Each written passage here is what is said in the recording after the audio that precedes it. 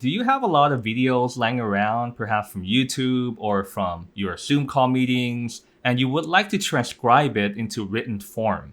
If you answered yes, then you want to watch this video till the end because today we're going to show you how you could develop your very own transcriber application. And we're going to do this using the API from AssemblyAI, who happens to be the sponsor of this video. In a nutshell, AssemblyAI will convert audio to written form using automatic speech recognition. And so without further ado, we're starting right now. AssemblyAI is a speech-to-text API service that is trusted by Fortune 500 startup and thousands of other developers around the world. Not only can you transcribe your text, which has a lot of features such as real-time transcription, labeling speakers in the video or audio, providing word timings or timestamps, exporting as subtitles, as well as providing automatic punctuation and casing to transcribe text. Aside from that, the AI component, as implied by the name of the company, there's also other features such as topic detection, PII redaction, which will protect sensitive information, sentiment analysis, profanity filtering, content safety detection, as well as chapter detection, which will automatically split content into chapters for longer YouTube videos so that the transcript will be more structured and more readable. And there's also features for summarization and entity detection, as well as translation to other languages, as well as emotion detection, which will be features that is coming soon in the future. Aside from that, you could customize the API by providing custom vocabulary, such as company names, people names, product names, industry terms. And all of this with 99.99% uptime, 24/7 support, advanced security and privacy, and also data privacy. And best of all, you could get started for free with no information of your credit card required. And you could essentially just sign up and be able to use the API in a matter of minutes. Okay, so the first thing that you want to do is to head over to the AssemblyAI Colab notebook that I'm sharing in the video description. And before we can begin, you want to register for AssemblyAI so that you could get the API key. And so head over to assemblyai.com. And then you want to sign up for it. Click on the Start Now for free. And then you could create your account. And as I have already done so, I'm going to log in. And upon logging in, your API will be accessible to the right-hand side under the Your API Key heading. And you could click on it in order to copy the API. And then you're ready to go. And so from the interface here, you can see that you could use the API to develop your own transcriber application. You could directly upload your audio file or video file. And then in a no-code approach, you could transcribe it. But this will have to be done using the AssemblyAI website. So you could click here, drag and drop your audio, and then you're all set. And so let me show you how you could develop your own using Colab. And so click on the API key, and then you want to paste it in here. And then you want to run it. And upon running the code cell, you're assigning your API key directly to the variable called API_key. And let's move on to the next part, which is to install PyTube. So we're going to use PyTube in order to retrieve YouTube videos. And it will download it as a video file. And now that we have it installed, we're going to import it. So we're going to use from PyTube, import YouTube. And then we're going to use the YouTube function. And then inside it, as the input argument, we're going to put the URL of the YouTube video. And so this is the video that I've recently created on what is the best way to learn data science. So it is a short video of about 15 seconds. And so I just copy the URL here and then I'll paste it here. Let's run it. And so the URL is the input argument for the YouTube function. And then we're assigning it into the video variable. And then from the video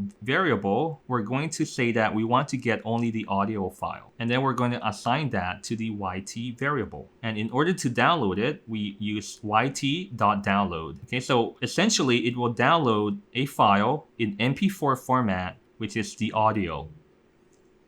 And so let's download it.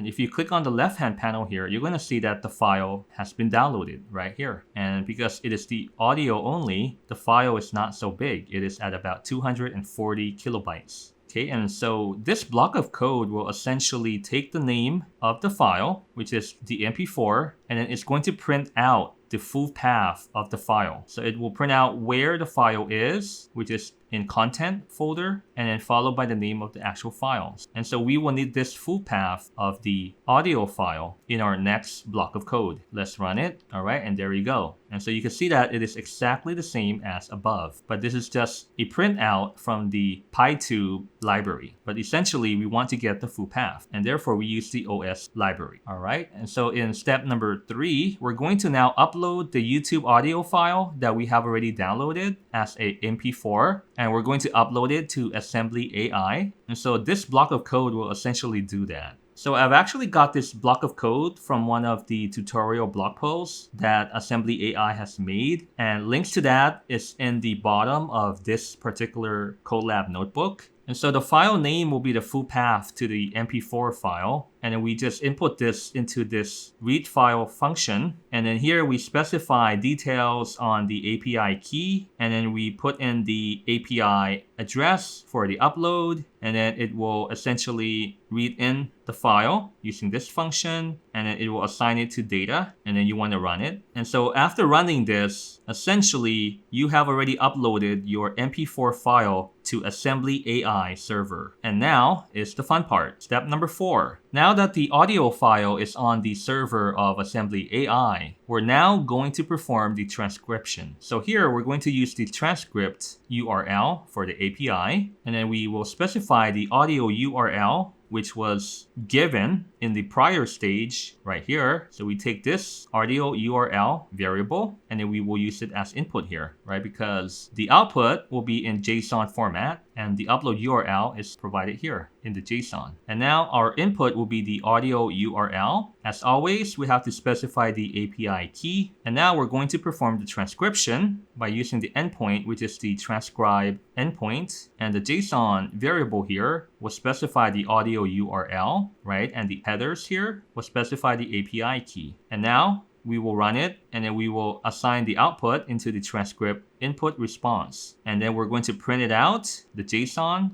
data, and then we will get this. We will see that the status is being calculated. It is in queue, and we're now going to extract the transcript ID. So this is specified here in ID. Let's have a look. It's right here. The ID is right here. This string is the ID, and the same thing here because we explicitly extracted the transcript ID. And this is step number 5. Now that we have the transcript ID, we're going to put the transcript ID into the URL of the API. And we're going to use the F string in order to put in the variable value of transcript ID. And now it will be appended into the URL of the API. And we assign that to the endpoint variable. And in the headers, we assign the API key. Now we're going to run it, and then the output will be assigned to the transcript output response variable. Let's run it, get the transcript ID. Oh, did we run this? Oh, not yet. This is from a prior run. Let's run step 4. Okay, and so this is the transcript ID. This was from a prior run. Let's do it again. Okay, there you go. The transcript ID is here. We're now going to perform the retrieval of the transcription results. And let's have a look at the status. All right, so the status is completed. And now we're going to print out the results. And the results is in the text right here. Let me show you. So the full JSON will look like this. Okay, so this is the results. It's in JSON format, and the output that we need is in the text. Okay, not these, but it will be in the text somewhere right here. It's this one. Okay, so we're going to explicitly select this, and therefore we're going to print it out. And there you go. This is the transcribed text. So let's listen to this short video and let's compare it with the transcription. Why don't I open it side by side so that you could read it and see how it is. So what's the best way to learn data science? Well, the best way to learn data science is to do data science. And so if you're into this type of content, you want to consider subscribing for more tutorials and concept video. Okay, not bad. And the punctuation is also in there as well, right? So it detects that it is a question. And so imagine you have hour-long Zoom video meetings and you would like to transcribe it into written form. And that would very much come in handy if you want to repurpose your content. So if you're a content creator and you have podcasts, then you could definitely make use of this to convert your podcast into blog posts as well. Or you could also convert your meetings from your Zoom calls into written form. Instead of having to listen through all of the recordings, you could essentially read it and you could skim through it. Imagine having several videos to go through, and you could skim through to the highlight of each of the videos by briefly skimming through the written transcribed text. All right, and so now we're going to take this results and then we're going to write it out using the .write function in Python into a text file. Let's do that, and it's going to be here. So we have written it out as a text file. And let's say that for those of you who would like to have subtitles for your YouTube videos, if you're a content creator, then you could export it out as a SRT file format. And then this SRT file format will be your subtitle, which you could easily upload to your YouTube channel. And so no more expensive transcription service. You could automatically perform this using the application that you're developing in this video. Here, the SRT file is right here, okay? So this will come in handy for those of you who would like to add subtitles to your YouTube videos. All right, and so for additional references, as well as the source of some of the code that I have already mentioned that I've borrowed from one of the tutorial blog posts is provided here. And so let's move on to creating a transcriber application in the command line. So I'm going to close the Colab and I'm going to copy the API key again just in case. Streamlit, and it's in the transcriber folder. Okay, so here, transcriber.py. Let me open up the VS Code. All right, and so this is the transcriber.py. And what I've essentially done is I've copied or exported all of the code from the Google Colab that we have already saw in just a moment ago. And so what I did was I just pasted here and then I tidied it up a bit. And as you can see, there are an additional block of code, which is the argparse library, which allows you to parse arguments in the command line. Because here we're going to develop a command line application, which you could run by typing in Python transcriber.py followed by the URL of the YouTube video. And essentially, you could transcribe any YouTube videos just by doing that. Just by typing in Python transcriber.py followed by the URL of your YouTube videos, okay? So this block of code will essentially do that. And so we need to add the tag here, the -i, which will essentially allow us to do this. Python transcriber.py -i, which is for input, and then the URL of your YouTube video. So we could do this, copy, and kind of like that. So let me first activate the conda environment. And DP is my very own conda environment, so you want to activate your own as well. Going to the transcriber folder.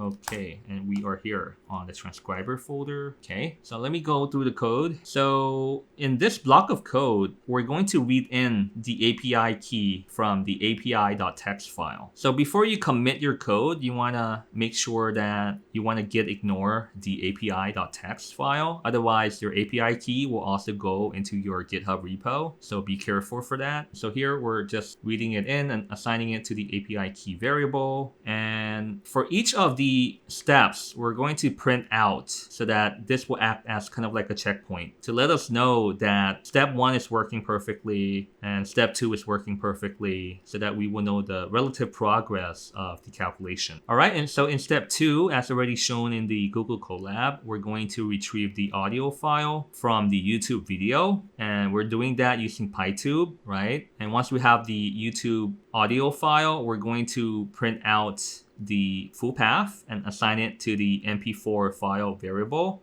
And then subsequently, we're going to use the MP4 file variable as an input here, file name input, in order to allow us to upload the audio file to the AssemblyAI server. And then we're going to print it out in step number 3, right? And in step 4, we're going to extract the transcript ID. And in step 6, we're going to retrieve the transcription results. However, it should be noted that the transcription will take time. And so if you have a very lengthy video, it will take some significant amount of time. Like for this 15 seconds video, it took about 5 seconds to complete the calculation or process the audio file. So if you have like an hour-long video, you can expect a couple of minutes for the processing of the video. And so what I've done here is that for every 5 seconds, it will check whether the transcription has completed. And if it hasn't completed, it will reiterate through this loop again until it has completed. And once the transcription has completed, it will assign the output to this particular variable in the transcript output response. And then finally, in step 7, we're going to print out the output of the transcribed text. And in step 8, we're going to save it out as a text file and also as an SRT file, both at the same time. And so let's run it. But before doing that, let's see files in here. So let's see. I think I'm missing the API text file. So let me create that. All right. And so we're going to now save the API key into the file. So as you can see here, it's going to be in the api.txt file. So let me hit on Command N on a Mac or Control N on a Windows, and we just paste it in. api.txt. Close it. And now we're going to run it. We're going to type in Python. We're going to run this file, transcriber.py-i, and then the URL. Let me find it. So this URL is the shorts video. And make note that you need to have the quotation mark as well. Just hit on enter. Okay, something went by Python 3, transcriber on. Okay, I think I might not have installed it on this computer yet. So I'm going to install PyTube. So I need to do pip3 install PyTube. All right, and now I'm going to run it. Let's clear it first, clear the terminal. And now it's Python 3 because just a moment ago, I installed PyTube using pip3 install. And now I'm going to run it using Python 3 and then transcriber py-i, the URL. All right, seems to work now. As you can see, it's iterating through all of the steps and we can see exactly where we are. And now it is retrieving the transcription results, processing it. All right, and it has completed and it has the output printed out here. And let's have a look, files. So you can see that the files are also created and they are saved out as yt.srt and also yt.txt. All right, congratulations. You have now developed your own transcriber command line application. And so now let's head over to creating the Streamlit web application version of the transcriber app. And so the contents is in the app.py. Open that up. Let me delete these files so that we start fresh. App.py. Before we begin, let me show you that you need to create a folder called .streamlit because we're going to save our API key inside the secrets.toml. And so the secrets.toml is essentially just a text file containing the API that is assigned to the API key. And so the content here is that we're going to have the API key variable followed by the API. And this will be read in by the Streamlit application. So it should be inside a .streamlit folder. So you could do that by typing into the command line mkdir.streamlit and then hit on enter. Afterwards, you want to change directory into the Streamlit folder, .streamlit. And then after that, you want to create a file called secrets.toml inside that. And then you want to paste in your API into the API key variable. All right, I think we're good to go now. So let's take a look here. So the entire application is 150 lines of code. And let me show you how it looks like. Streamlit, run, app.py, enter.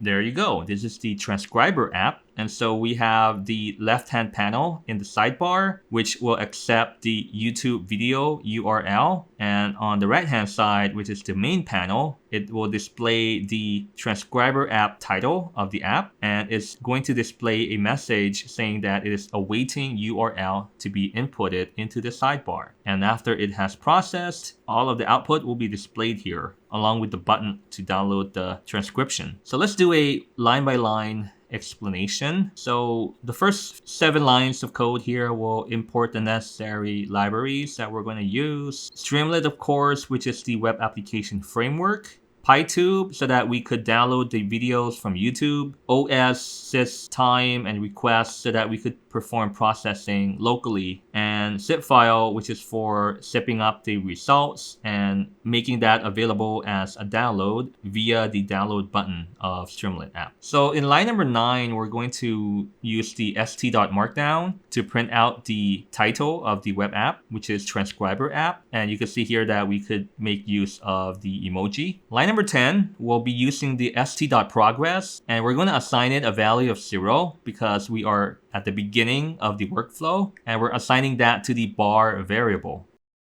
So lines 12 until lines number 112, we're going to have custom functions, which will essentially be taken from the Google Colab and also the command line application that we had developed earlier. So I'm going to skip that, and I'm going to provide only a high-level look. So here we can see that I've divided into 2 essential functions. The first function will be the getYT, which will get the YouTube video audio file, and then it will download it, and then it will assign a progress of 10%. So that's an arbitrary number. You could change this to any other number that you like. And then we're going to take the audio file, then we're going to upload it onto AssemblyAI server inside this transcribeYT function. And after doing so, we're going to perform the transcription, and then you will notice that we will assign various progress value here. So we use 20 here, 30 here, and the transcription is about 40 here. And extracting transcript ID, we give it a progress of 50. So you're going to see that the progress bar here will increase as the calculation is being processed. And then it will perform the iteration until the calculation is completed. And then it will assign a value of 100. And finally, we're going to print out the results into here in the main panel. And then we're going to take the text file of the transcription along with the SRT file, and then we're going to zip it up, and then we're going to make it available here as a download button. So that will be done in just a moment. So these 2 functions will essentially take in the input argument, and then it will do the processing, contacting API of AssemblyAI to perform the transcription. And after the transcription is completed, we will display the results here, and then we're going to save it out as a text file and an SRT for the subtitle. And then we're going to zip it up, and then we're going to make the zip file available for easy download. Let's have a look at the actual app. You're going to see that most of the processing has taken about 100 lines of code, and now the interface itself is less than 50 lines. So actually, if I just deleted these empty spaces, we're going to be under 150 lines of code at 148. Let's have a look at the actual UI, the user interface here. So line number 116, 117 is going to be reading the API key from the secrets, and we're going to use the st.secrets function. And then we assign the API key here and then assign it to the variable API key. And let me paste in the URL. Why don't I do that? Do I have the URL here in memory? Yes. I will click on submit, and you see here the progress bar is moving.